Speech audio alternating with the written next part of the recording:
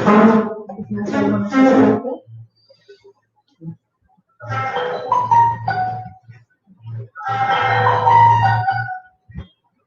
students, welcome to today's class.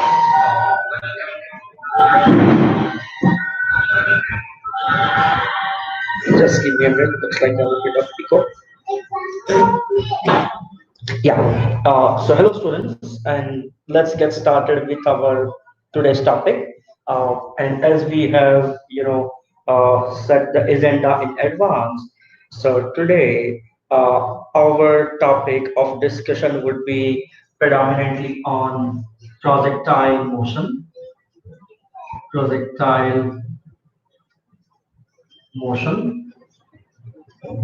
Okay, so we will be focusing most part of our discussion on projectile motion, and along with that, in our previous class, because of time constraint, I could not get few of the practice problems which I want to discuss with you done on class. So we would go through them. So we would start with few one or two practice problems. Okay, then we would move on to something called freely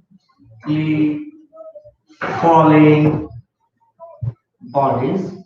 Okay, so we would see motion of something called as freely falling bodies. We'll understand what this is, and obviously do couple of deductions related to that and understand that. And then we will come over to projectile motion and we'll understand what is projectile motion. And one thing where I put a bit of emphasis is many a times I see that students mug up the formulae related to projectile motion. But trust me, if you ask my personal opinion, I personally treat projectile motion as two different, one-dimensional motion which are perpendicular to each other, and then we combine them. We'll see all of that when we go into projectile motion. Okay, so let's get going. So let's start with the first thing of today. So let us start with a practice problem. Okay, so the question is a ball or say a balloon. Okay, so we know that tourists use air balloon to move across, right? So an air balloon moving at a uniform velocity vertically upward. Okay, okay. So we are saying that an air balloon is moving at a uniform velocity vertically upward, and I've given the magnitude as the uniform velocity as at a uniform velocity of 5 meter per second vertically upward. Okay, when it was at a height of 60 meter, right? A stone is dropped from it. Okay, and what we want to find out, find out. First thing is a how high the stone goes with reference to where it was dropped from. Okay, this is first thing. Second thing, it asks us to find out the speed at which the stone hits the ground. Okay, third thing is what is the height from ground? What is the height of the balloon from ground when the stone hits ground? Okay, so let us solve these three related practice problems to this scenario. Okay, and this is where we would again use the kinematics equation and our frame of reference.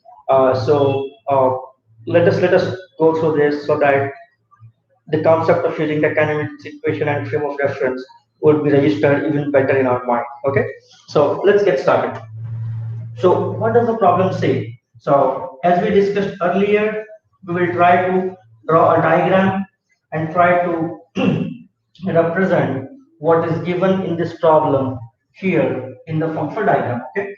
So we are saying that this is ground, okay, and a balloon. Suppose a balloon, okay, when it was at what height? 60 meter. When it was 60-meter high from the ground, a stone got dropped from here, right? So now let us try to draw things after this, okay? And it is said that this one is moving with a uniform velocity. So this one's uniform velocity is given as your 5 meter per second, okay? Now, if this balloon is moving at 5 meter per second, when this stone is dropped, right? I'm giving you two options. Option one, will its trajectory be like this, or will it fall on ground like this, or will it go till a height and then fall on ground like this? Option one is correct, or option two is correct. If you want to type down your answer in the chat box, please do that. Yeah, let's see if someone replies on that. Okay, so in the interest of time, let me answer it myself. So obviously, option two is the correct answer for the fact that when this stone got detached from the balloon, mark that we are saying that it is dropped. We are not saying it is thrown downwards with the initial velocity of something. We are not saying that, right? We are saying the stone is dropped. And if the stone is dropped from here, so obviously till this point of time, the stone and balloon were connected together. They were going up at a certain velocity. Once it is detached, obviously it will continue to go at that velocity because initially or at that time there was no external force for a moment so that it will continue in that same direction. If we want to and we know a lot of practical examples, right? So suppose if I put a pen here and suddenly move my hand like this, right? So or or say if there's a pen on my hand and I move my hand like this, then even if I didn't throw the pen, I stopped my hand, but the pen continued with the velocity at which it was moving. So we know the concept of inertia, right? So because of that reason, obviously, when the stone is detached, right? So when the stone is detached from the balloon, we can say that obviously it would also have an initial velocity u equals to 5 meter per second. So balloon's velocity was 5 meter per second. So obviously this will be the initial velocity of the what you say stone as well. So it will appear as if you have thrown a stone from a height 60 meter. So now the moment it is left to gravity, right? The moment it starts moving freely, your acceleration, your gravitational force mg would start acting on it, and if gravitational force mg starts acting on it, obviously acceleration due to gravity would be mg by m, so that is nothing but g, and that will be vertically downward, right? So it would get the acceleration due to gravity vertically downward, right? And for that reason, its speed would keep decreasing, and after it reaches a certain height, right? And let us assume that this height, this height is suppose your small h, okay? So after it reaches a height small h, okay, then its velocity will be zero here. So I can say that I will now divide this journey into two parts, okay. So during the upward movement, u was 5 meter per second, and final velocity v1 was zero, okay. After it reaches the highest point, obviously acceleration due to gravity is not stopped, so because of that it will start falling down, right? And when it will hit the ground, we need to find out what is the velocity with which it is hitting the ground. Okay, so that is a situation that is given in the practice problem. Okay, and for simplicity here, it's suppose given g equals to 10 meter per second square, so that the calculation becomes easier. We are targeting to understand the concept, but not do arithmetic too much here, right? So that's why we are doing it. Now, if we start solving it, so what did we discuss the other day? How to solve the problem? First, try to draw it in a diagram. So our step number one, draw a diagram. This is done. Okay. Step number two, we say define a frame of reference. Okay. So how so much you want to define a frame of reference? Don't mug up that g downwards is positive, upwards is negative. Don't mug it up. Okay. I will suppose define this as my frame of reference. Okay, this is my x-axis, this is my positive y-axis, and now this is my origin o. Okay, I'm not taking, or I am not mugging up to for the direction of u. Okay, so step number two, define your frame of reference. This is also done. Third third thing is check whether a is constant or not. If A is not constant, you cannot apply your kinematics equations directly. But here, your A is nothing but acceleration due to gravity, and obviously that is constant for the motion. So we are saying A is constant, which means now I'm confident that I can apply my kinematics equations to this problem. Okay, so let's keep moving. Okay, so in this scenario, so for the upward journey, let's first calculate for the upward journey, right? For the upward journey, u u was how much? 5 meter per second. Okay, I would consider u as positive or negative. This is my frame of reference. This direction is positive, so I am taking u as positive. Okay, fair enough. Now, what is my displacement? Displacement is nothing but starting point, end point. If I join the starting and end point and draw a vector, this is my displacement, which is indicated either h or s, whatever you want to say, right? So I can say this as the h vector, or your displacement is nothing but h, which is also positive, okay? Because it is again in the positive direction of my frame of reference, and I need to find it out what this is, okay? Okay. Now acceleration will be nothing but g that is your 10 meter per second square. But should I take it minus or plus? This is my positive direction. So obviously this one will be negative direction. So I'll put here as minus 10 meter per second. Okay. Now using this, let us try to see which kinematics equation I can use to solve it. I need to find it out this one. And obviously your final velocity v1, this will be zero because this is the topmost point. So there it would have been kind of at rest for a moment, and then it would have come down. So v1 I can see equals to zero.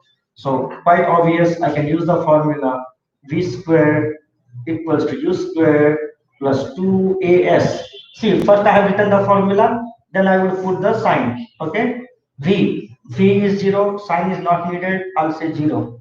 U is positive, so no need to change.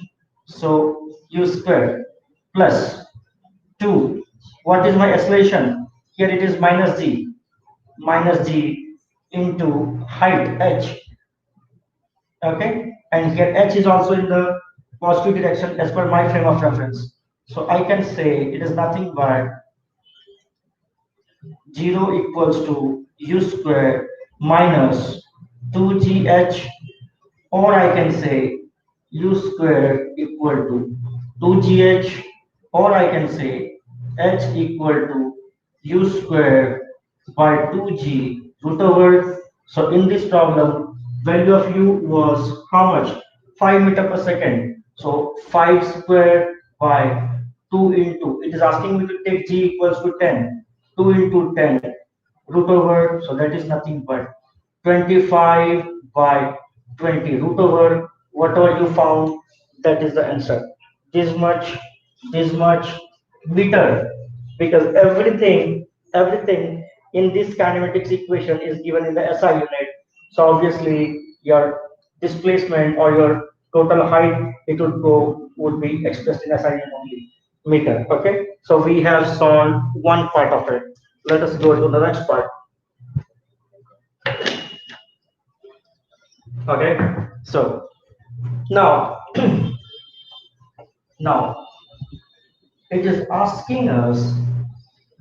Okay, so it is asking us to find out the speed at which it would have hit here, right? So in this scenario, you can do two things, right? So now you know this height h, and this was given as 60 meter. So can I say this entire height? Okay, so this would be this much, this h plus this square, or I think for right. So this plus this is my total displacement. So if I want to take the downward journey, in the downward journey, in the downward journey, right? My initial velocity u was nothing but 0, right?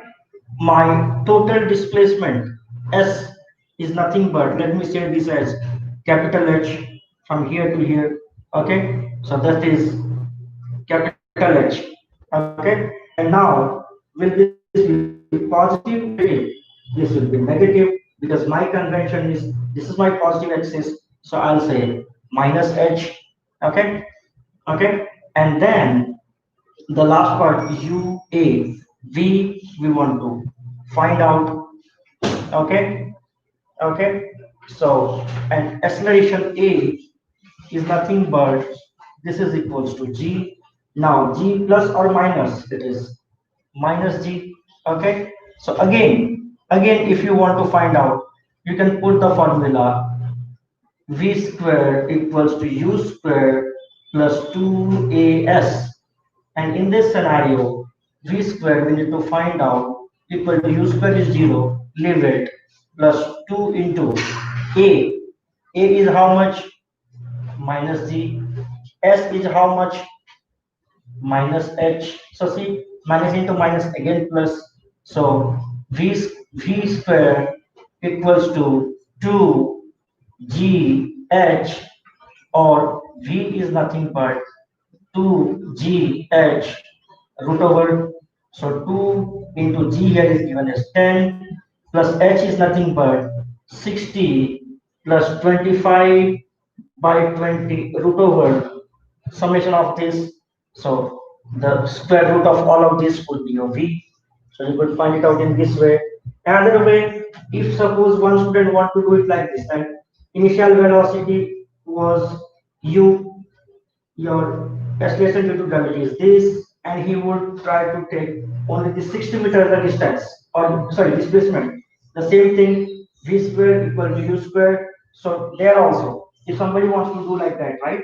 So for him, U is positive, A is minus G, and displacement again from here to here, it is again minus, right? So displacement S will be minus your 60 meter in this case.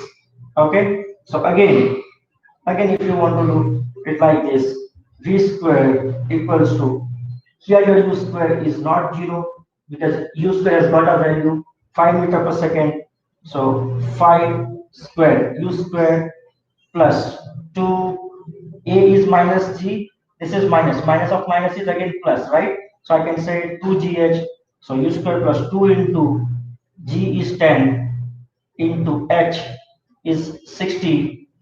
So answer is whatever you get, that will be the answer. Okay.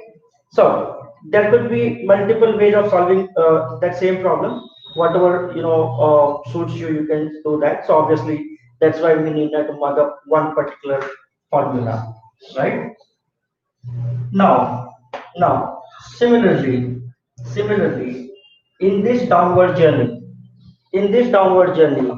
we need to find the time taken, because what it is asked that when this stone would have dropped, would have not touched the ground, what would be the height of this balloon? So I know that this balloon is moving with a constant velocity, okay, and whatever time it has taken to fall down, it would have gone u was 5 meter per second, so u was 5 meter per second into whatever is that time, that much of distance it would have gone above the 60 meter, so total height would be 60 plus 5 meter per second into t, and t you can find out in this equation by doing it like this. So s equal to ut plus half at square.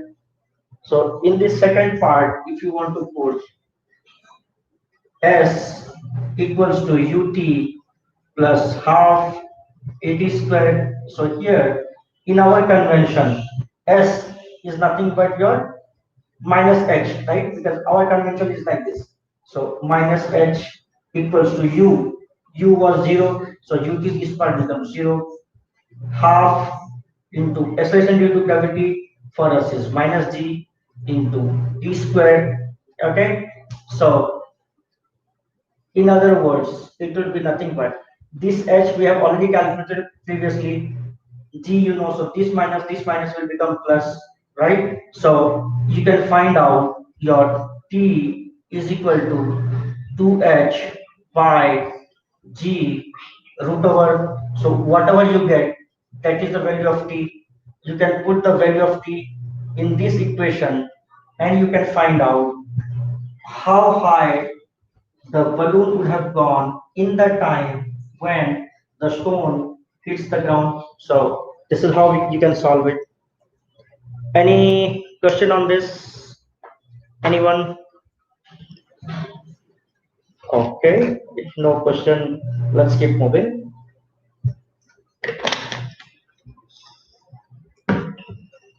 So students, here is a very interesting thing.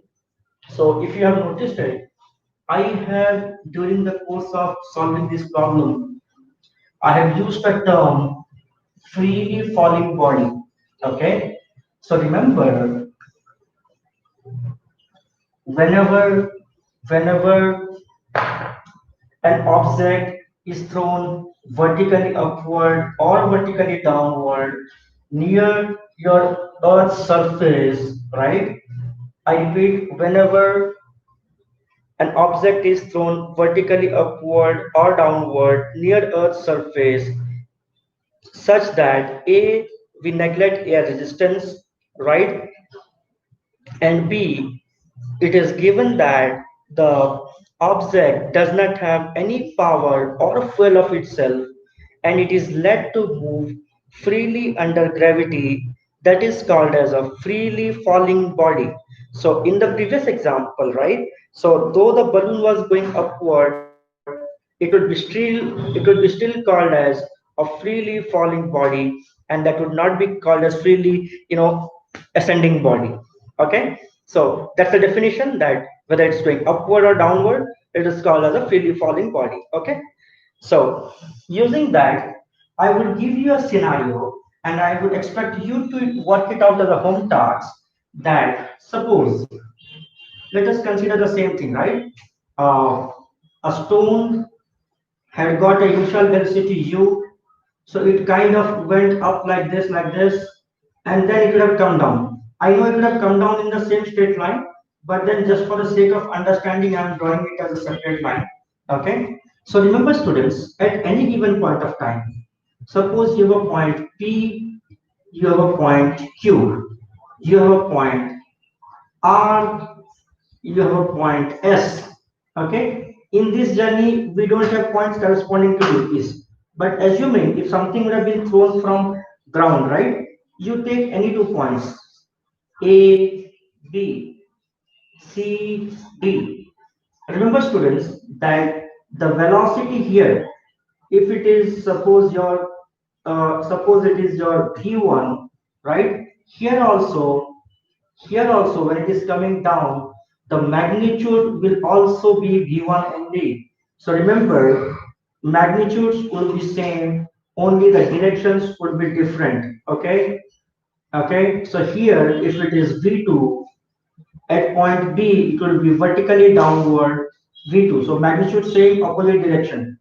T, if it is V3, at point Q, it will be vertically down V3, but obviously your magnitude will be same. Here, if it is V4, here also it will be V4 vertically down. Okay.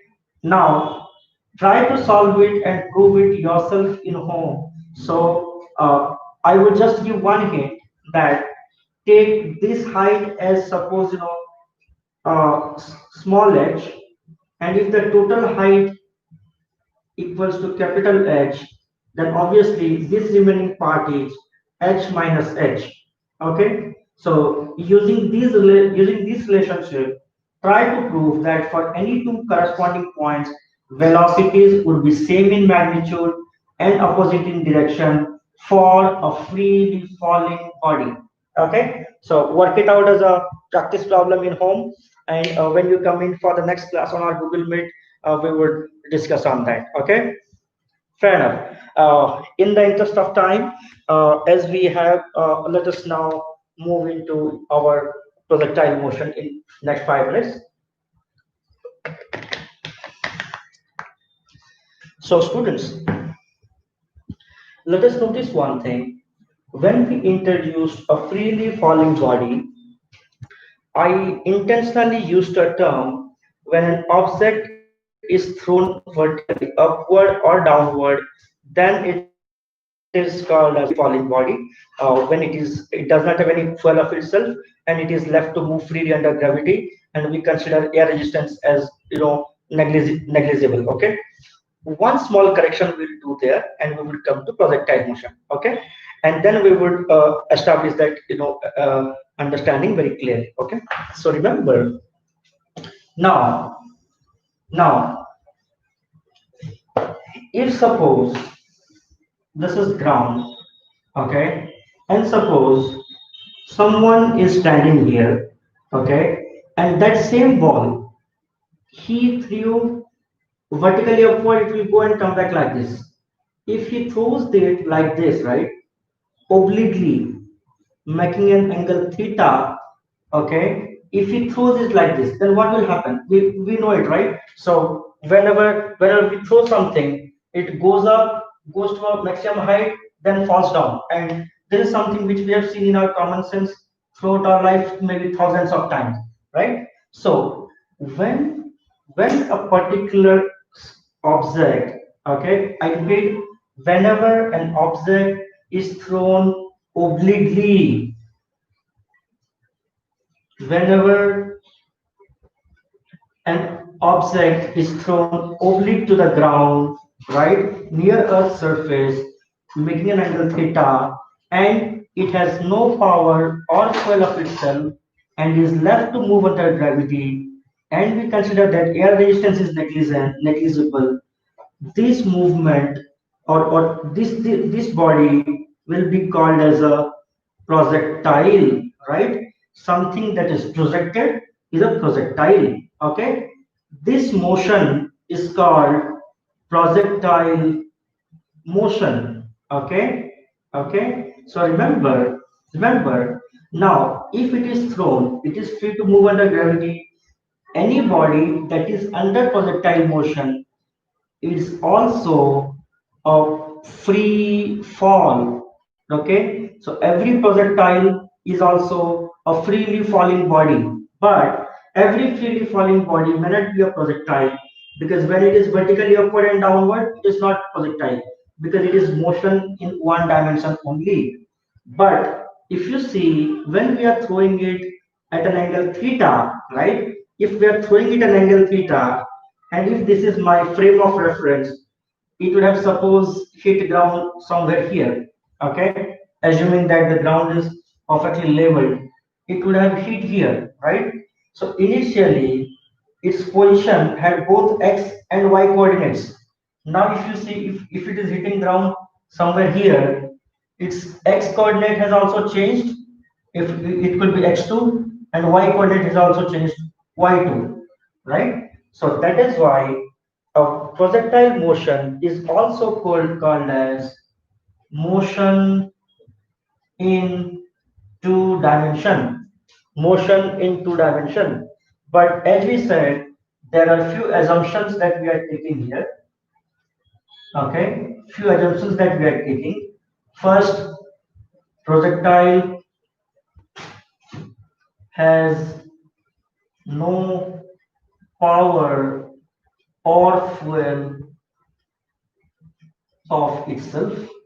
Okay, it is near Earth's surface.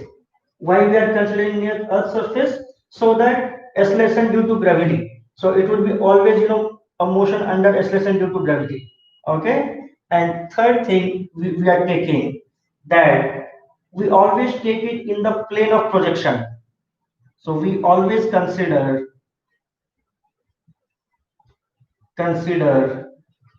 the vertical plane of projection. Okay. And here, if you notice one more interesting thing, right? So in our vector component, or resolving vector components, I have many times stressed the importance of, if this is vector, suppose vector A, we have many times, seen the importance of resolving it into the orthogonal components, right? So if we resolve in orthogonal components, and if this angle is theta, then this would be A cos theta, and this component would be A sin theta.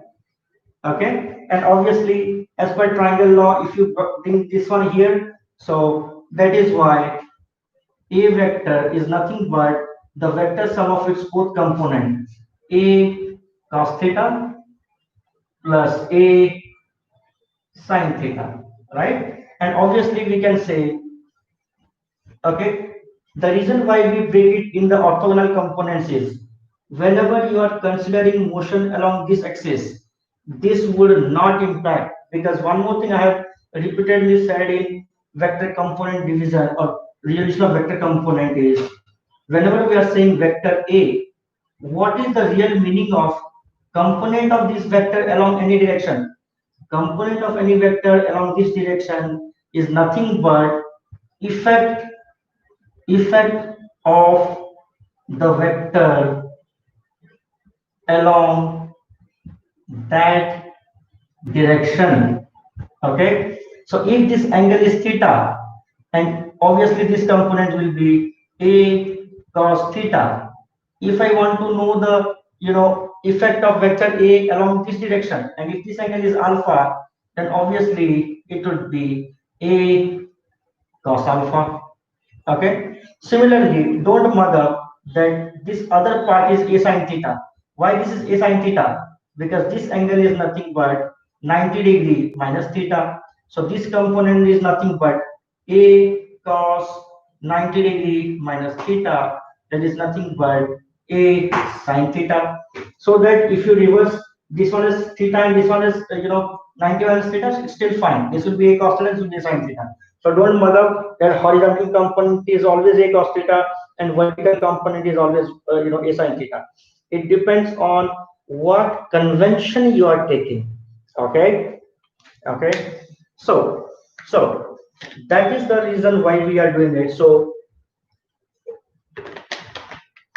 let now here if you see, when we are coming to projectile motion, we have come from motion in one dimension to motion in two dimension. Okay, and we are breaking the motion into two mutually perpendicular directions, so that when I am considering motion along the horizontal axis, vertical, any component on vertical axis will have no effect, because vertical and horizontal angle is 90 degree. Any vector along y-axis, what would be its x component? This into cos 90. Cos 90 is always 0. So that is why any vector along y-axis or z-axis will not impact x-axis.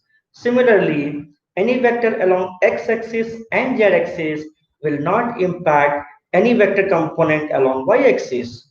Okay, so that is why in our Cartesian coordinate system we take three mutually perpendicular directions, so that the vectors along any direction would not impact vectors along the other two direction. Okay. However, in our +2 course or intermediate course, we would not go too much into motion in 3 dimension. Okay, but to understand motion in 2 dimension a little better, let us solve one quick practice problem, and then we would see the rest part of projectile motion.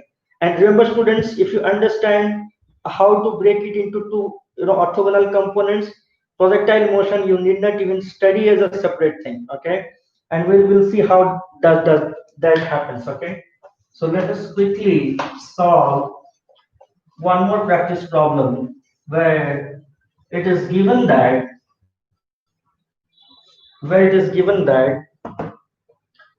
and I'm taking this example from SC Verma. So if someone is referring SC Verma, there's a very good example in that group to understand this thing. So you may refer that also. Okay.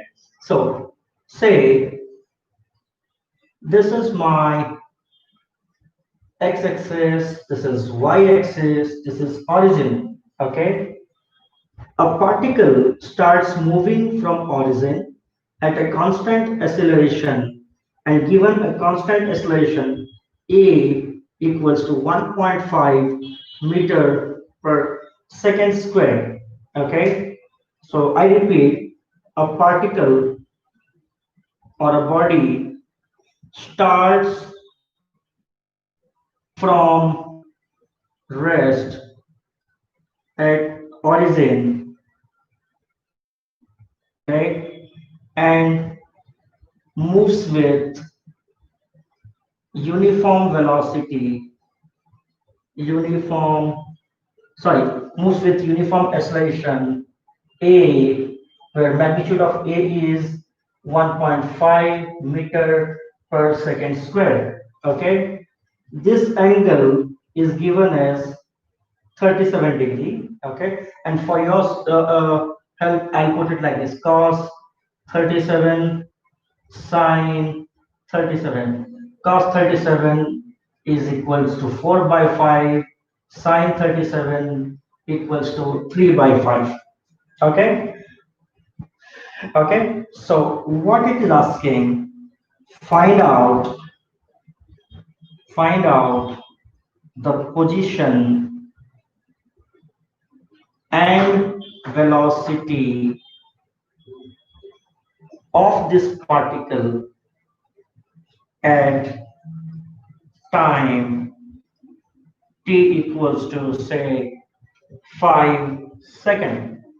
Okay, so let us solve it. Let us understand it, what it is said. Okay, so we are saying that an object, and in kinematics, whatever be the size of an object, we always consider that as a particle.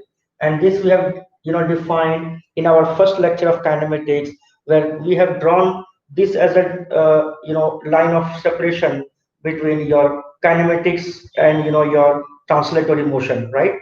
Okay, okay, fair enough. So we would come here.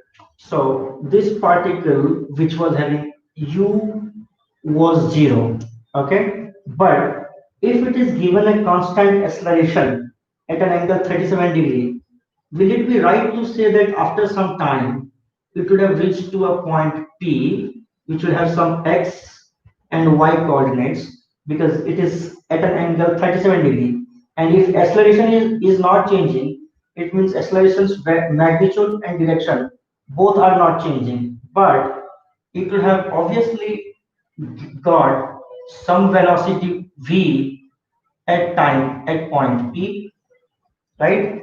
And acceleration a is given like this, right? Now, now I know that acceleration is uniform. I know that I can apply my kinematics, equations to this. But one interesting thing, if you see, it is not, and it is a motion in a straight line also, okay? So I can happily apply my kinetics equation, okay? But if you see here, one interesting thing is at any given point of time, we have its x and y coordinates, right?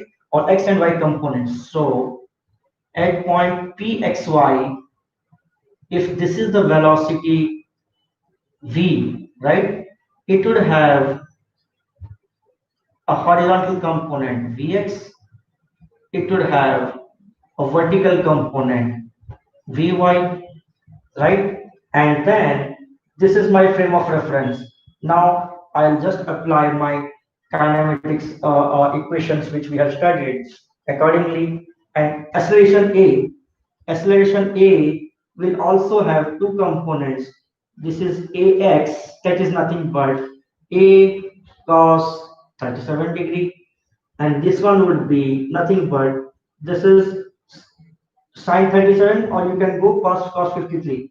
Either way is fine. So I can say a sine 37 degree, or I can say a cos 53, whatever you want to take, okay? Because the value is same.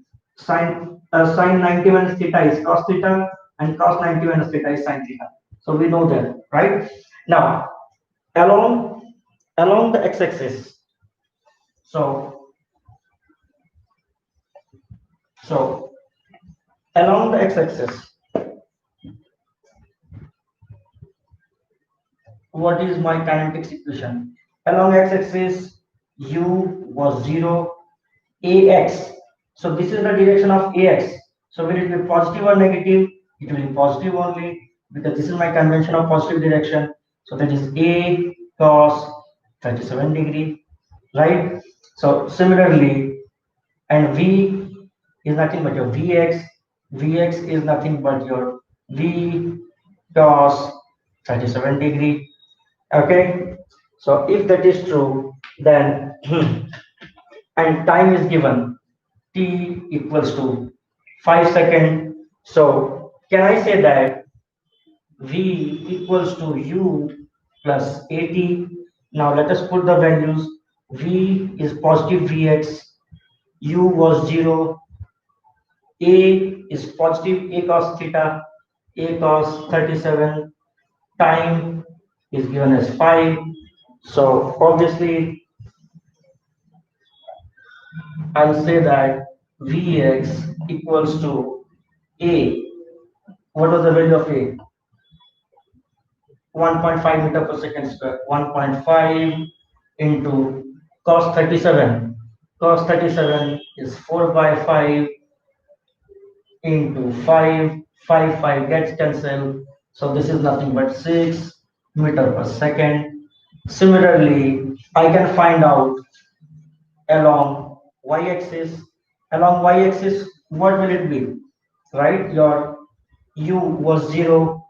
Your acceleration is nothing but ay, which will be a sine 37 degree.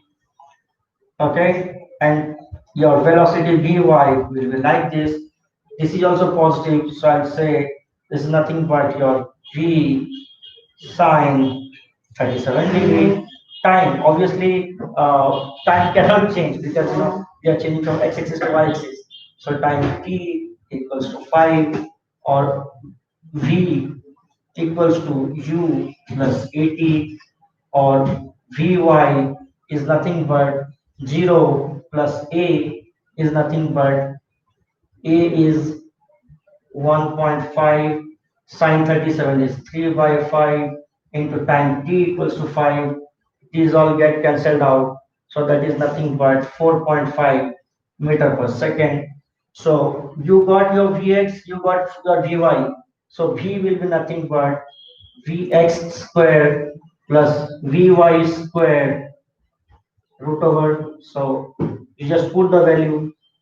Vx you have got 6, Vy you have got 4.5, so 6 squared plus 4.5 squared root over whatever you get, that will be the velocity at that time. And position, if you want to find out position, similarly you can find out your s equal to ut plus half at square. Okay, so so at this point of time I can say this is S X. Similarly, this will be S Y. So S X will be nothing but ut plus half at square. Again, your ut is 0, or it will be half into a is 1.5 into time t 5 square. Whatever you get, that is value of Sx. Similarly, Sy you can find out, that is half into, okay, along this direction, u is 0, u is 0.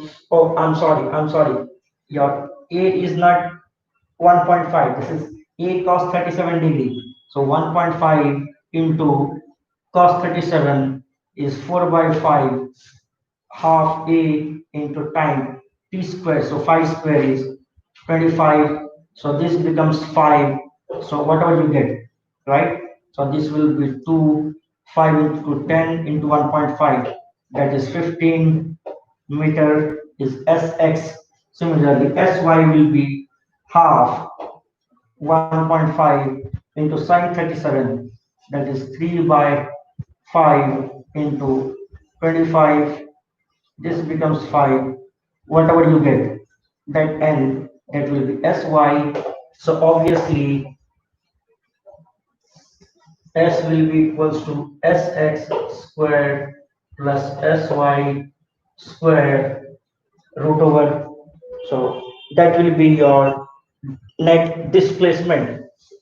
Okay, and if you want to find out the angle alpha is, or your tan alpha will be nothing but any of the components Sy by Sx, or alpha will be tan inverse Sy by Sx. Okay, and obviously because you are going in the same direction, it will continue to make that 37 degree only with x-axis. Okay, so this is how we resolve the two-dimensional motion. Any question on this, students? Anyone has any doubt? If yes, please type down in the chat box, or else after I clean the whiteboard, we will move into the next part of today's discussion. Okay, good.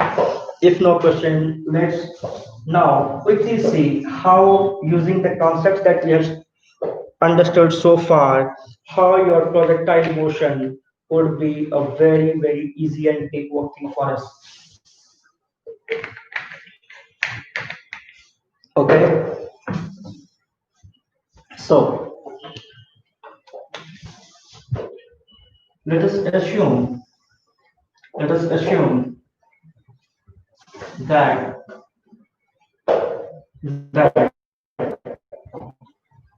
a ball was at point A, okay, and it is thrown with an initial velocity u, making an angle theta with the horizontal axis, right? So obviously it will go up like this and will fall somewhere here like this. Okay, and assume that this is a perfect, your your hyperbolic path, parabolic path. Okay, and assume that it's a perfect projectile motion. Okay, so couple of things that we must understand here, right? So this is motion in one dimension or two dimension. It is motion in two dimension, right? Now, second thing, is acceleration constant here? Yes, acceleration is constant. That is nothing but acceleration due to gravity, which is vertically downward. Very good. Okay. And if I neglect the air resistance and all, I can happily apply my kinematics equations. Okay. So here there are three terms that we should understand. Okay. So this horizontal distance that it has traveled, this is called as the range of the projectile. Okay, this is called as the range of the projectile. So these days between the so these days when we have some border tension between India and China, you hear, right, that we have got the most missile whose range is this much. Somebody says we have this missile whose range is this much. So when a missile is thrown, right, assuming that does not have any fuel, I'm not saying that it does not have, but assuming if it does not have, is range is this much, means when it is thrown, this much distance will it fly and it will hit. Okay, so this is your horizontal range.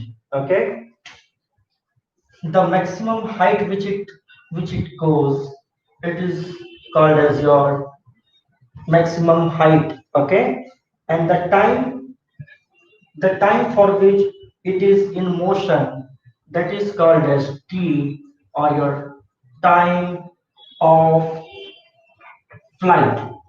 Okay, so let us understand couple of things and we will derive equations for r, h and t. And I would suggest students, you need not mug up any of these for me. Yes, for competitive exam, if you mug up, then things could be a little faster, but first understand it and then you can do that. Okay, so if initial velocity is u, can I say that it will have two components? Okay, which would be ux and it would be uy, right? So this is at point A. Let us consider a point B. Okay, at a point B, obviously this would be the velocity, right? So if this is the velocity at point B, will it also have a horizontal and a vertical component? So let us say this is velocity at B, x component. This is velocity at B, y component. Okay. So one interesting thing, if you notice, right? Okay. So this angle would continue to be your theta. Okay. And if you see, in this entire motion, your acceleration due to gravity g acts along this direction. If g is along this direction, what would be component of g in the horizontal direction? The angle is theta, that is nothing but 90 degree.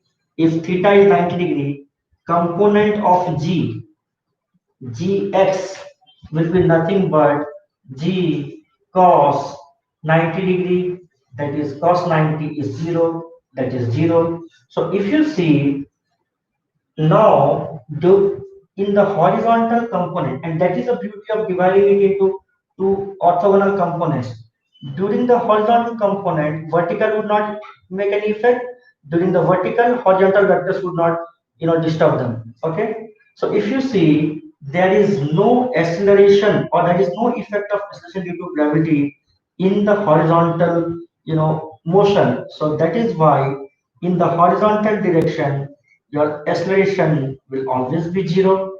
Okay, and in the vertical direction ay it will always be g, and rest I'm not putting the sign here because sign will depend on my frame of reference. Assuming this is my frame of reference, this is o, this is x-axis, this is y-axis. Now I can put all those definitions. Okay, so did you understand this part, that why the component of your acceleration due to gravity in the horizontal axis is 0, g cos 90. So always remember this thumb rule. Component of any vector along any direction, simply do that vector into cos theta. Okay, any direction. Okay, you can get the component of that vector, and component is nothing but effect of that vector along that direction. Okay, now let's keep moving. If that is true, then one more interesting thing, if you see, okay, so here at the topmost position, and obviously you should see one thing. Initially, this was your uy, and acceleration a was g. So if acceleration is in the opposite direction, then obviously the value of the vertical velocity would keep decreasing. So that is why, based on the initial velocity at which you have thrown and the angle, it has gone up to some height. But after this, there is no further vertical movement because of the acceleration due to gravity, which is working as a retardation or a deceleration in this case. It is reducing the vertical velocity during the upward journey. During the downward journey, obviously it will increase and it will hit ground. And obviously, if it is thrown at a velocity u, it will also hit your ground with a velocity u. Okay, similar to the home task that I have given you, right? The horizontal component is not changed throughout the journey.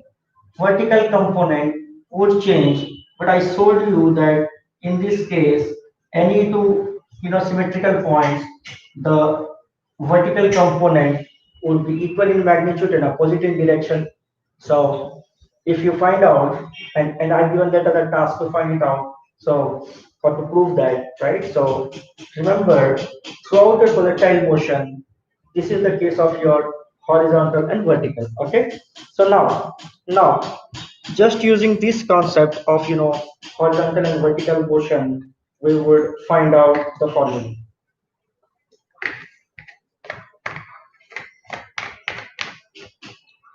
Okay, so let's get going. Now, what is the scenario in my horizontal direction? During the horizontal direction, initial velocity initial velocity is nothing but ux, okay, ux, which is nothing but u cos theta. Okay, now final velocity is nothing but vx, so it would be v cos theta. Okay, acceleration equals to 0.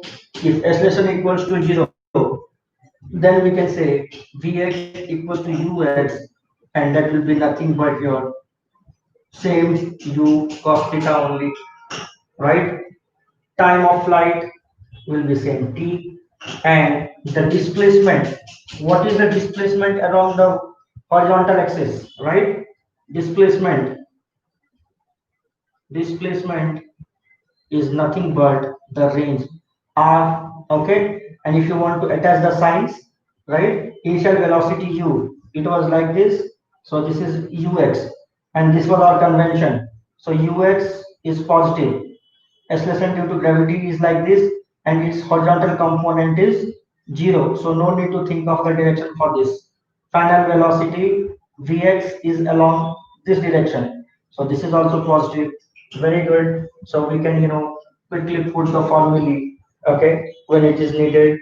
Now similarly, for the vertical part,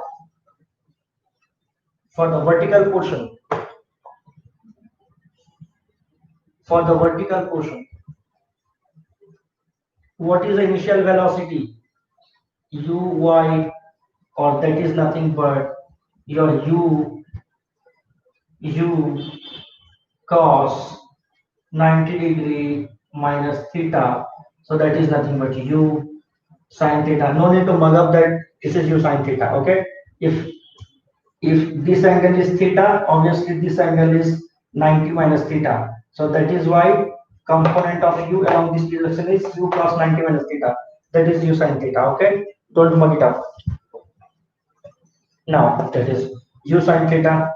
Okay. And what is the final velocity? It would be something your Vy will find out what is the value of Vy. Okay. And we know that it will be again same as Uy. Okay. Now acceleration A is nothing but G. Now this was our convention, origin x-axis and y-axis. G is like this, G. So I'll say acceleration, I'll use the minus sign. Okay. Time will be t, and this is interesting. What will be the displacement? Displacement some along the y-axis. See, along the y-axis, what was the initial y coordinate? It was on the ground. Finally, also on the ground. So, what is the displacement along the y-axis? It is nothing but zero. So, displacement along y-axis is zero. Now, this is interesting. Okay, and using all these, now we will find out our equations of your projectile. Okay, so if this displacement is zero along y-axis, right? So taking the y-axis motion, can I say s equal to ut plus half at squared, right? Or s is nothing but 0 equals to ut plus u is positive, time has got no direction, half. Your acceleration is minus g into t squared, or I can say 0 equals to ut minus half gt squared. Okay, or or I can say ut equals to half gt squared if I remove one u, right? So u is nothing but this is along the vertical direction. So this is nothing but your uy equals to half g t, or that is nothing but what is your value of uy? Uy is nothing but u sine theta equals to g by 2 into what is the time of flight. Okay, if this is time of flight, then obviously your time of flight t equals to 2u sine theta by g. First equation, need not mug it up. Okay, anytime you forget, you can just use your basic s equal to ut plus half at square and the basic kinematics equations, and you can reduce it. Okay, good. Now let us keep moving. If this is correct, using the horizontal, what we can find out? We can find out the range r in the horizontal direction. S equal to ut plus half at squared. So what is the displacement? Displacement is r. It started from here, it went and it fell here. So displacement is connect starting and end point and draw a vector sign. Okay. So r. Now r is positive or negative? This is positive. So r equal to ut. What was the initial velocity? Initial velocity was ux. T is nothing but time of flight plus half. What is the acceleration along the x-axis? This horizontal is nothing but 0. So 0 into anything becomes 0. So I can say r is nothing but ux into t. What is the value of ux? This is nothing but u sine theta into t. Okay, and what is the value of t? 2 u,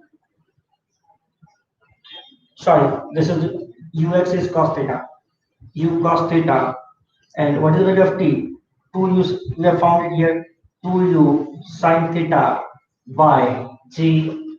So if I just do a slight bit of multiplication here, can I say r equals to u into u? I'll bring both of them together. U square 2 sine theta cos theta by g, right? Or I can say r is nothing but u square sine 2 theta by g, equation number 2. This is for your range, right? So we found out equation for time of flight. We found out equation for your range. Very simple, right? No need to mug up any of the things here. Okay. Now let us go to the last variable which we have discussed, and that is your height. The maximum height will it go, right? Okay. So now when we are saying we want to find out the maximum height, I need to consider the horizontal motion or the vertical motion. Yes, any guess? I want to find out the height, the maximum height the projectile will go. So should I use the horizontal motion or the vertical motion? If you want to type down your answer in the chat box. Okay, so I would consider the vertical motion, obviously, right? Because the maximum height it would have gone, that is in the vertical direction. Okay, so can I say that if it has gone and it has fallen like this, right? So this is nothing but the maximum height. Okay, if this is the maximum height and time taken to move from here to here, time taken to move from here to here, if it was t, then time taken to move in this direction would be t by 2, and that is nothing but, this is nothing but displacement in time t by 2 along the vertical direction. Okay, see, in the entire time duration t, the displacement along y-axis is 0. In t by 2 time, whatever is the displacement, that is nothing but my, what you say, my your uh, in t by 2, whatever is the displacement, that is the maximum height it will go, right? So I'll just put it that way. So I'll use s equals to ut plus half at square, right? And here I would use your the value of t that I would use, it will be t by 2. Okay, so I'll say now this is in the positive direction, so I'll use positive h, right? H equals to ut. So what is the value of u sine theta into t, okay, plus half. What is the value of a? That is nothing but minus g. So I'll put minus g t square. Okay, okay, or yeah, okay. So here we can just put the values of t and we can solve. And value of t, what was the value of t? Value of t was 2u sine theta by g. If value of t was 2u sine theta by g, then obviously t by 2 will be only u sine theta by g. So if I put it here, h equal to u sine theta into t. T is again u sine theta by g minus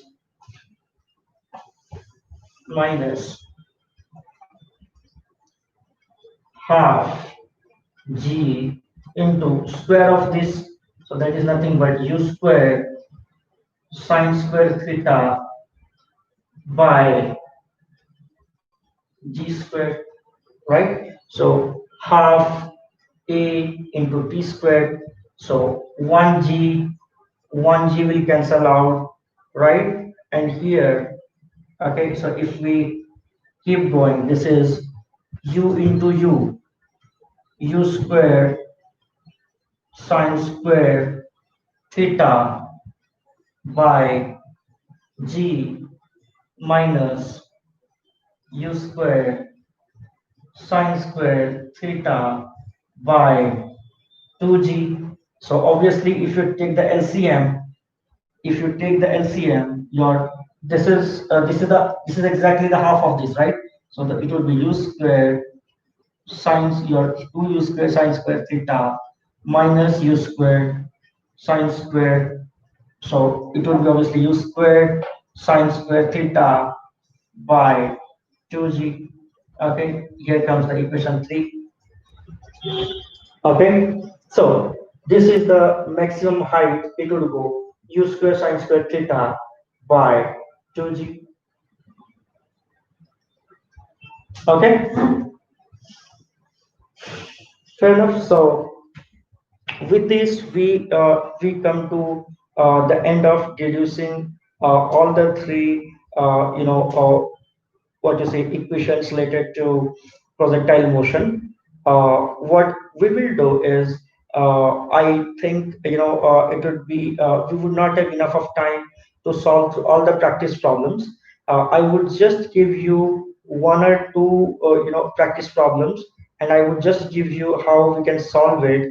And rest, I would expect you to work in home and then come back with any doubt if you have. I do conduct my online classes on Google Meet over the weekend. So that is where we can actually also have a live and interactive discussion. And I would be posting that link in my video. If you want to join that, most welcome. You can join, and we'll do more practice problems on that. But let me just give you a couple of hints how we can use the concepts of projectile motion to solve few problems. Okay, so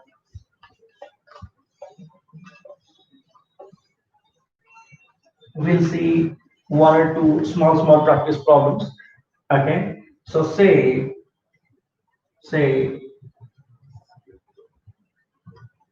this is a road. Okay, and it has got a ditch like this. Okay, and it is given that this angle is theta, this angle is theta. Okay, and this distance is given x. Okay, okay, and suppose a motorist is traveling here. When he reaches this point, he finds that, okay, there is a big ditch here of distance x, and the angle of inclination is theta. Okay, so the problem says find out the velocity with which he should jump from here so that he lands safely here. So obviously, if you see, when he would jump from here, he would be thrown as a projectile, and he would come and he would fall here, right? So the way you can solve it, and this is a practice problem again in your SC Verma. Okay, you get the numericals also over there. Here, for the sake of understanding, I use the variables. Okay, so assume the initial velocity with which to jump is u, then obviously this angle will also be theta. If this angle is theta, then this component would be u cos theta, or your x component ux will be u cos theta, your uy would be u sine theta. Okay, uy will be u sine theta, and then he needs to travel this much of distance. You can solve it two ways. One, if someone remembers the formula for range, right? So so r is given, you need to find out theta is given. So r we know is nothing but u squared sine square theta by, sorry, u squared sine 2 theta by G, or obviously your U would be GR by sine 2 theta root over. So someone who has mugged up formula, he or she can solve it like this, right? But if you would have noticed, I don't mug up all the formula, so I was making a mistake here, right? If you have forgotten the formula, don't worry. Obviously, use our same kinematics theory, break the motion into horizontal and vertical thing, or horizontal and vertical components. So same thing. So you know that ux into time t, ux into time t would be nothing but equals to your x, right? Because there will be no acceleration along the x-axis. Similarly, along the y-axis, your displacement is zero. So if s is zero from the y-axis, 0 equals to ut plus half at squared acceleration. If this is my convention, so u was along this direction, acceleration is along this direction. So if u is positive, acceleration will be negative. So this will be nothing but minus minus half gt squared, or you will find it as ut equals to half gt squared. Okay, and with this you can find out the value of t, find out the value of t, and then put the value of t in this equation, and then you will find out ux is nothing but your x by t. So that is another way of solving. So this second method may sound a little lengthier, but when you practice using the second method, obviously your concept will be clearer. Yes, using this you can solve it a little faster in your some of the competitive exams. But if the question is slightly tweaked, then formula may not always work, but concept always works, right? So yeah, and if you go through any of the regular, physics practice problems, right, or physics books, you will see many such interesting examples, right? Like, let us quickly see one more practice question. Okay, so say here is a footballer, okay, on ground, and suppose he is at X meter from the goalpost. Okay, is at X meter from the goalpost, and the height of the goalpost h is given. So he has a ball here. Okay, suppose the velocity u. It may be asked that if he is going to kick the ball at this speed, what could be the angle if he kicks at that? It would come and just fall through this, right? Again, the same thing, break it into horizontal and vertical motions and then divide it. Here, interesting thing, if you see, when you would calculate up to here, here your displacement along y-axis will not be zero. It will be this value h. Yes, when it's falling on the ground, it will again be zero. But you want to find out the relationship here, right? Because if it just hits like this and it falls here, your purpose is not solved. So it should be hit at such a velocity or such a speed and angle, then it must cross this point at this height. Okay, I know if it comes to here also, he would be able to do the goal. But in the problem, we are saying, find out when it would go through here. This could be one more interesting practice problem. Okay. Similarly,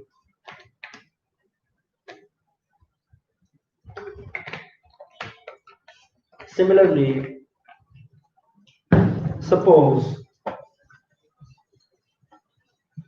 suppose